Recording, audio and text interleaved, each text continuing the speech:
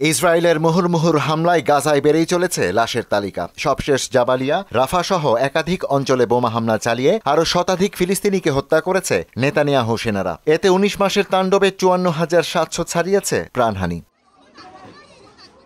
এদিকে ইতিহাসের অন্যতম হামলার শিকার ইউক্রেনের দ্বিতীয় বৃহত্তম শহর খার্কিভ। একযোগে ড্রোন, ক্ষেপণাস্ত্র ও গাইডেড বোমা দিয়ে হামলা চালায় রুশ বাহিনী। টানা ২ দিনের হামলায় শহরটিতে প্রাণ হারিয়েছেন ৫ জন, আহত হয়েছে ৬০ জন। অপরদিকে দেশটির খেরসন শহরে চালানো হামলাতেও নিহত হন ২ জন।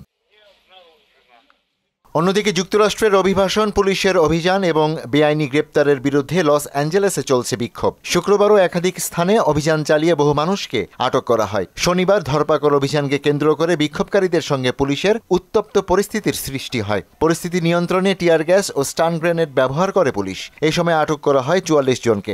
ওয়ালটন আবারও মিলিয়নিয়ার অফারে ওয়ালটন ফ্রিজ কিনে আপনিও হয়ে যেতে পারেন মিলিয়নিয়ার। এদিকে স্থানীয় কর্তৃপক্ষ পরিস্থিতি নিয়ন্ত্রণে আনতে না পারলে ফেডারেল সরকার হস্তক্ষেপ করবে বলে হুমকি দিয়েছেন প্রেসিডেন্ট ডোনাল্ড ট্রাম্প। একই সঙ্গে বিক্ষোভ দমনে ২,০০০ ন্যাশনাল গার্ড মোতায়েনের নির্দেশ দেন তিনি। চলমান অভিবাসন বিরোধী অভিযানে এ পর্যন্ত প্রায় ২০০ অভিবাসী আটক হয়েছে। ইশতিয়াক হোসেন, মোহনা সংবাদ।